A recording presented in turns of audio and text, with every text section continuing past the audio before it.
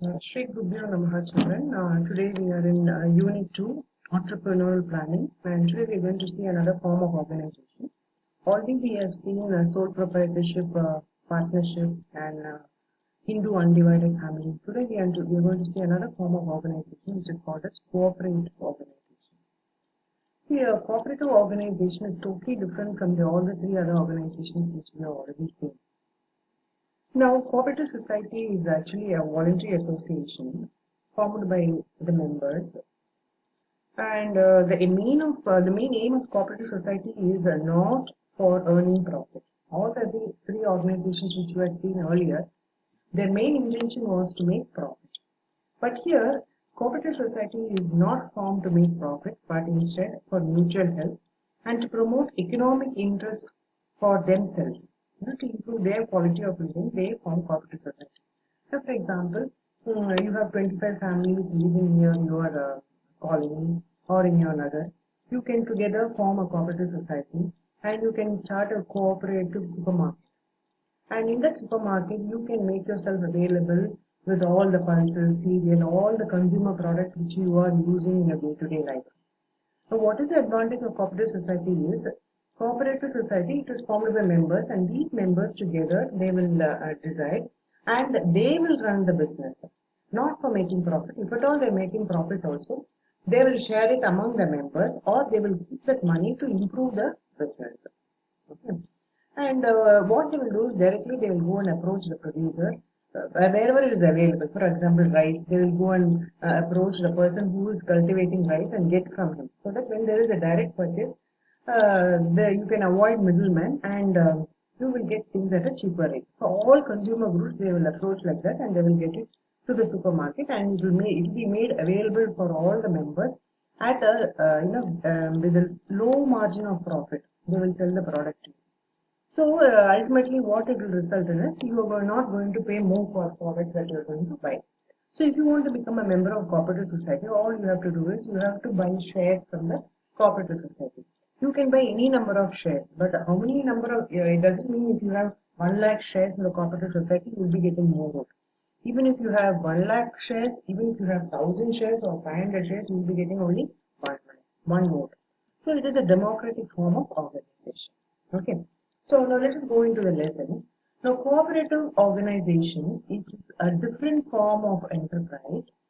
As here the main motive is not earn profit but mutual help.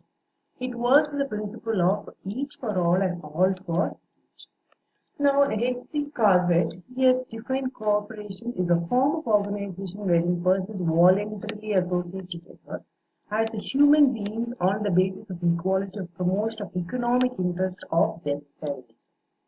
So according to Indian Cooperative Society Act of 1912, they define cooperative society as a society which has its objective as the promotion of economic interest and its members in accordance with the cooperative principles.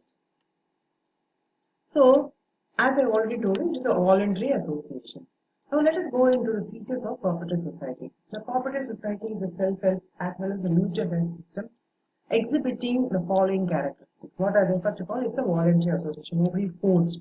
You cannot say you better join the cooperative society or we are going to join. Maybe there are 100 houses. Only people who are volunteering can join. So 25, 30 together, they join a cooperative society. So cooperative organization is a voluntary association of persons desirous of pursuing a common objective. Now imagine there is no there is no supermarket in your area. Everything you have to go to a supermarket which is very far away from your place, and you have to pay more money for even for basic commodities that you require. Also, you have to pay more money. So then you come to conclusion. Okay, let us start a supermarket only for our colony people. We'll get it from where it is produced, and then we will supply at a very low margin of profit. So it's a voluntary association. They can come and leave the organization at their own will without any coercion of intimidation. So if there's nothing like nobody is going to force you, you better join, otherwise you're finished. Nothing like that. Okay. And then you have a democratic management. The management of cooperative society organization is vested in hands of managing committee elected by the members on the basis of one member, 1 year. So democracy is thus the keynote of management of a cooperative society. Next characteristics is service motive. So rendering service to its members rather than to earn profit as is the primary objective of the cooperative society. Okay, so unlike sole proprietorship, partnership, a company, or a Hindu undivided law or HUS, what we already see, the main aim for cooperative society is service motive. The next is capital and return thereon. So how does cooperative society procure capital? They procure capital from its member in form of share capital. Okay. So a member can subscribe subject to the maximum 10% of the total share capital of 2000, whichever is higher. So share cannot be transferred but surrendered to the organization. You cannot sell it like a company, public company, you buy shares and then you sell it when the money value of the share is. No, that's not possible. So the rate of dividend paid by the members to the shareholders is restricted to 9% as per the Cooperative Society Act of 1912. Then government control. In India, the activities of cooperative societies are regulated by the Cooperative Societies Act and the State Cooperative Societies Act. So that nobody indulges in fraudulent activities. So that is why they are under control. Now, see, cooperative societies are required to submit their annual report and accounts to the Registrar of Cooperatives. Distribution of surplus. After giving dividend to the members, the surplus of profit, if any, is distributed among the members on the basis of goods purchased by each member from the society. So we understood clearly what are the characteristics and features of cooperative society. Now, an entrepreneur normally will not want to start a cooperative society because an entrepreneur does not find this form as a very desirable structure. Why? First of all, quest for excellence. Like here, you are making a cooperative bank, a cooperative supermarket.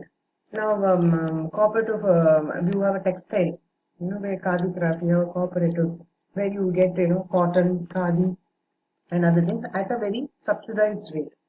So you cannot show your excellence there. Okay. Then drive for independence. You cannot have independently express your ideas and bring out your own creations, and you cannot produce things that you want to. And because there is democracy in the cooperative, there are other members also in the society, and you have to. Everybody should agree to what is to be done in that cooperative society. Then tendency to be project champion. The tendency to be project champion is not possible. So here you cannot be a champion. You cannot say, okay, you cannot promote a product. For example, you are making a particular shampoo, a face wash, and you want to put a brand name, and then you want to become a champion in that. That's not possible. Or you're making a noodles and you want to sell it and you want to advertise. You said, yes, I am the hero. Like, no, this is my product and this is created by me. That all that you cannot show. And a strong desire to succeed and earn profit cannot be there in cooperative. This is one of the reasons why people don't open a cooperative stores or cooperative form of organization. They go for sole proprietorship because the risk is yours. You have a limited capital. Whatever profit you're earning, you're going to put it in your pocket. Then it's going creative and innovative nature.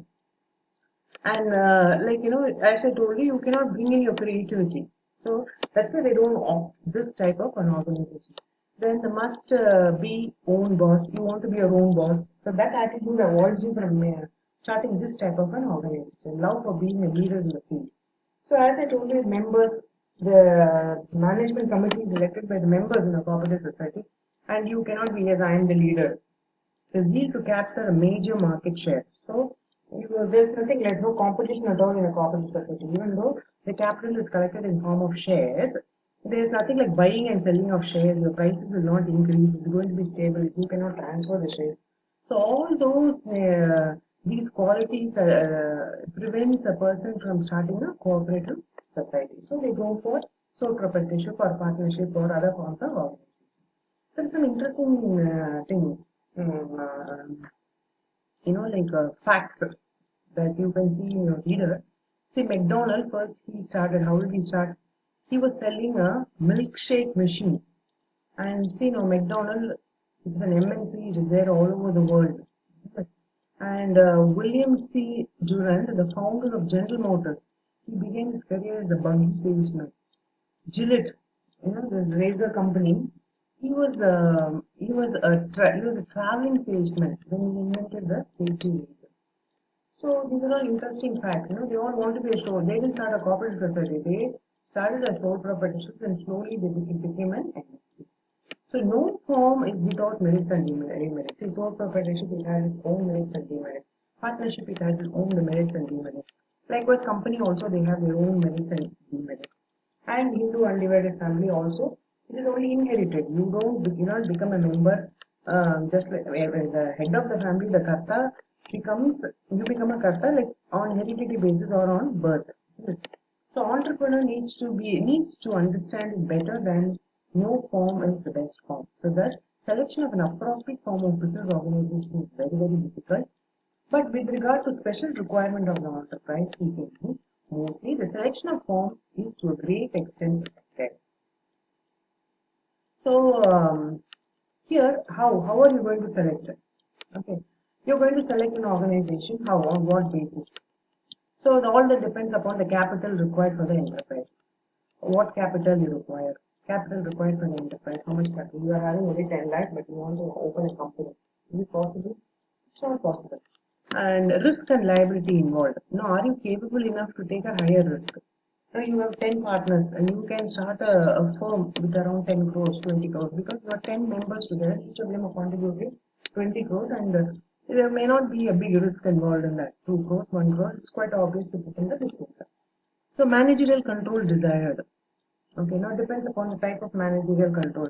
Now, two of you are partners. Now, if you want to be a partner, then there should be a mutual understanding. Now, both of you should, have a good proper wavelength. Otherwise, you cannot start a business. Then managerial control desired. Then scale of operation involved. How much what is the operation is going to be like? So it is going to be a small petty shop, and if you're going to employ 10 people, one accountant, one administration, then marketing, personnel, you want a lawyer, you want an advocate, you want an auditor, that's not necessary. For a petty shop, do you require that? No, you don't require. So it depends upon the scale of operation, depending upon the stability, continuity, risk involved, your liability, capital available.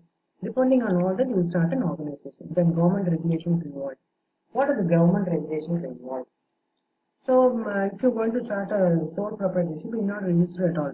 Partnership, it's not mandatory that, but it's always good that you register. You make a partnership deed and you register. But it's not going to have much complication. But when you start a company, there are a lot of complications. You'll be going to joint stock company after business. And what are all the formalities that you have to go through. So it depends upon. So if you are ready for it, then if your business is if you are having a lot of capital, and the nature of the business is such that it requires, you have to start a company means, then you have to undergo government regulation. So if it is that type of business, then you should start a company. So it depends upon the nature of business. So tax burden on entrepreneur. Now, if you are going to invest so much, whether you can repay, okay, whether you have the capacity to repay, whether your business requires that much of investment, whether you are capable of investing that much, all that is very, very important. Nature of business. Now, you should see the nature of business. What type of business? If you're going to be a food seller, maybe you were having 6 outlets, 7 outlets, or 9 outlets. Now, then what type of managerial activities you require? So based on that, only you can design the business organization that you're going to start. Okay. Now, flexibility desirable. Desirable means like flexible, flexible to change. Now, cooperative society and all, if you are opening, then you have to get the consent of all the members. You cannot just like that change your ideas. If it is okay, as a sole trader, then you can do whatever is there in your mind. You are the owner, you are the boss. You don't have to depend on anybody's advice or wait for the advice, wait to be approved. All that is not necessary. So no single factor can help to design the form. Thus, it's a summative effect of the factors to be taken into consideration before opting the form of business organization. Alright. So that is it about the cooperative society. You have gone through all the characteristics and features and all. Now I want you to, as an assignment, list the features of cooperative society and what are like an entrepreneur, what should be the qualities required. You see, an entrepreneur doesn't find it form as a very desirable structure to start a new venture. Why? Why does he doesn't? So you give your answers in around 200 words for each question. And I want you to keep the assignments on time. I find many of you not submitting the assignments, so submit your assignments. assignment on time. And I will see you in the next class with joint stock company. Thank you, children.